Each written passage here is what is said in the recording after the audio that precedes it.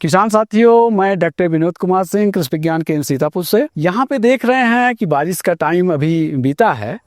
तो एक कीड़ा जो बहुत से फसलों पे, चाहे वो फलदार वृक्ष हैं, चाहे वो जंगली पौधे हैं, चाहे वो सब्जियां हैं, उन सब पे एक कीट जिसका हम खनक कीट के नाम से जानते हैं, लीफ माइनर, इसका प्रकोप अधिकतर देखा जाता है। यहाँ मैंने देखा बेल का पौधा है जिसमें आप देख रहे हैं कि ये पूरा सुरंग ही बना करके इसके जो सूढ़ी है खनक कीट की, वो सूढ़ी इसमें खाई हुई है, पत्ती के अंदर ही अंदर डाली है। ये चीज़ आप देखेंगे अक्सर जब ये खाती है, खाने के बाद ऊपर सफ़ेद सफ़ेद सा पूरा आपको लगा हुआ दिखाई पड़ेगा, ऊपर छिलका सा जैसा चिपका रहेगा, अंदर ही अंदर इसकी सूढ़ी अपनी खाती रहती है, बाद में प्यूपा बनती है और इससे एडल्ट बन के बाहर निकल जाता है। आप जब देखेंगे, चाहे वो टमाटर का पौधा हो, चाहे वो मटर का पौधा हो, या सरसों का आपका देखेंगे, अभी इस समय मैं देख रहा था आज ही कि जो करंज का पौधा होता है, जंगली पौधा, जिसके फल का यूज कीड़ों को नियंत्रण में भी किया जाता है, उस पर भी मैं देख रहा था बहुत तेज़ी से इनका प्रकोप था। तो जैसा कि मैंने बताया, चाहे फलदार वृक्ष हों, जंगली पौधे हों, फसलें हों, सब में इनका अटैक बहुतायत रूप में पाया जाता है।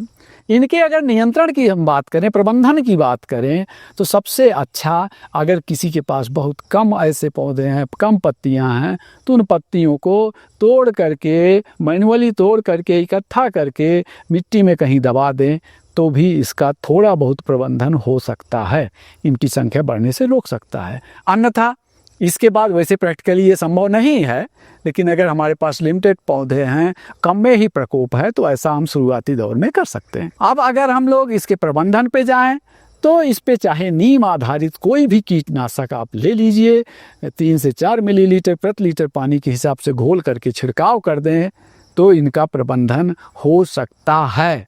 अगर आवश्यकता पड़े तो सप्ताह के अंतराल पे 2-3 छिड़काव आपको करना पड़ेगा। साथ ही साथ इसके अलावा चाहे आपका इमिडाक्लोपिड है या थायोमेथोक्सजाम है, थायोमेथोक्सजाम अगर आप लेते हैं 3 लीटर पानी में 1 ग्राम के हिसाब से, और इमिडाक्लोपिड लेते हैं तो 3 लीटर पानी में 1 मिलीलीटर के हिसाब से अगर हम लोग घोल बना करके छिड़काव कर दें, तब भी इसका प्रबंधन हो जाएगा।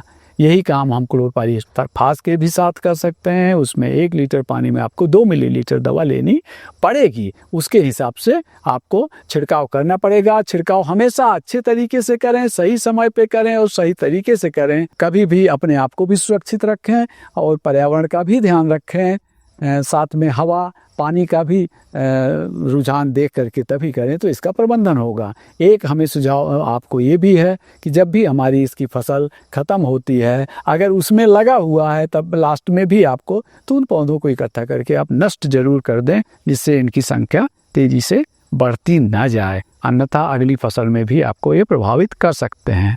धन्यवाद।